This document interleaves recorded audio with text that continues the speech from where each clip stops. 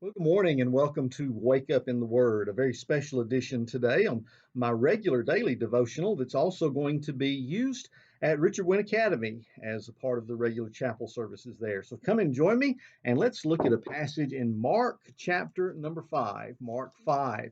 So for my regulars, listen that watch me perhaps on YouTube or on my Facebook live broadcast, hey, today we're going to be talking a lot to the kids. So pay close attention because we're just kids with wrinkled skin, right?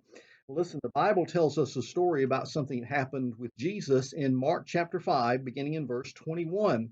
It's very important for us to consider today. It says, when Jesus had again crossed over by boat to the other side of the lake, that is the Sea of Galilee, then one of the synagogue rulers named Jairus came there. Seeing Jesus, he fell at his feet and pleaded earnestly with him, "My little daughter is dying.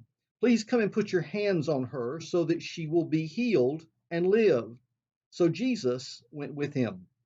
But a large crowd followed and pressed around him. A woman was there who had another illness, and I'm not going to cover this particular part of the story because we want to focus on Jairus and his daughter. But this kind of delayed Jesus. He ends up, because she wanted to just touch Jesus, she had the faith to be healed and was healed as she reached out and touched Jesus. Matter of fact, as this particular incident ends, though, in verse 32, it says Jesus kept looking around, of course, to see who had done it. When the woman confessed that she had been the one to touch him, knowing that if she could just touch the hem of his garment, she could be healed, he said, "You go in peace and be freed from your suffering. Daughter, your faith has healed you." But while Jesus was still speaking, in verse 35, some men came from the house of Jairus, the synagogue ruler, and they said, "Your daughter is dead. Why bother the teacher anymore?" What sad news to hear that someone you love, especially if it was your own child, has passed away.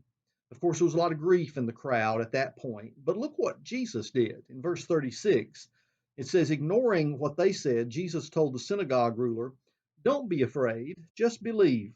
And he did not let anyone follow him except Peter, James, and John, our first picture of that inner circle of disciples within the larger group of 12 that was around Jesus all the time. And when they came to the home of the synagogue ruler, Jesus, of course, saw a commotion with people crying and wailing loudly. Of course, they were grieving. He went in and said to them, "Why all this commotion and wailing? The child is not dead, but asleep." And they indeed laughed at him. Well, the reason they laughed is because they had seen death. They were no strangers to death. They knew what it looked like. They knew what it meant when someone's heart stopped and they were no longer breathing. But after he put them all out, he took the child's father and mother and all the disciples who were with him and went in where the child was. And in verse 41, it says, he took her by the hand and said to her, "Talitha cum," which means, "Little girl, I say to you, get up." Well, immediately the girl stood up and walked around. And now it tells us how old this little girl was, in case some of you are wondering, how old am I? Am I about the same age as this child that Jesus performed this miracle on? And it says in parentheses in Mark's gospel, she was 12 years old. Okay, all you 12-year-olds, raise your hand. Or how many of you still think in your mind like you're 12? Okay, I understand. And at this, they were completely astonished. So here we have a beautiful picture of Jesus with one of his many, many miracles, in this case, reviving a girl who had passed away, bringing her back from the dead. Now, are you to believe things like this? There are some folks who would like for you to believe in a Jesus that doesn't perform miracles. Let me give you a short passage from Michael Green, who wrote a beautiful book on this particular Jesus. Who is this Jesus that we hear about? He has a whole chapter on the miracles of Jesus. He says it's fashionable today to discredit miracles, and such things don't seem to happen. But why not? You know, the laws of nature do not forbid miracles.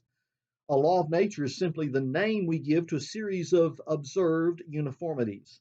This is the way things happen. But if a contrary instance is well attested, the scientist will widen his so called law to embrace both the uniformities and the exception. In the case of Jesus, there's a lot of strong contemporary evidence from his friends and opponents alike that he was the exception to the rule. Remember, the disciples were very clear about his miracles, they wrote about them. But the Jews, even though they could not deny them, uh, just attributed them to Satan. In other words, they said, yes, he's performing miracles, but we think he's doing it by the devil. Really? And there's this fascinating piece of supporting evidence. It's not as well known, but it should be. It's a fragment of the first Christian apologist's writing, a man named Quadratus, who wrote in, listen to this, AD 124, the year 124, to commend the truth of Christianity to the Roman Emperor Hadrian. Here's what he wrote. But the works of our Savior were always present, for they were genuine, namely those who were healed, those who rose from the dead. They were not only seen in the act of being healed or raised, but they remained always present, and not merely when the Savior was on earth, but after his departure as well.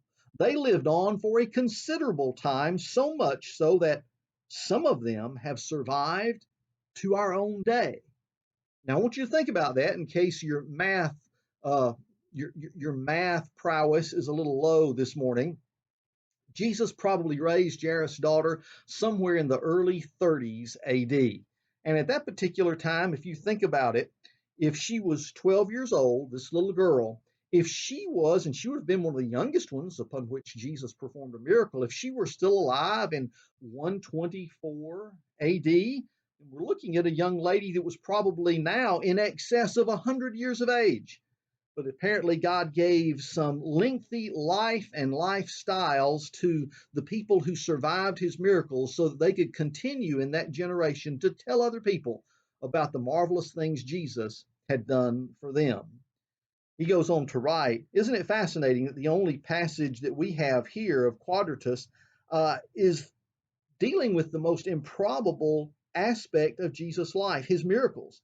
It shows how confidently the early Christians could count on the impact not only of what Jesus said, but of what he did. So, my friends, when we say, put your faith in Jesus, we're talking about one who proved beyond any shadow of a doubt by the things that he did, including his miracles, and the greatest miracle of all, his resurrection from the dead after the cross, that he is the Son of God.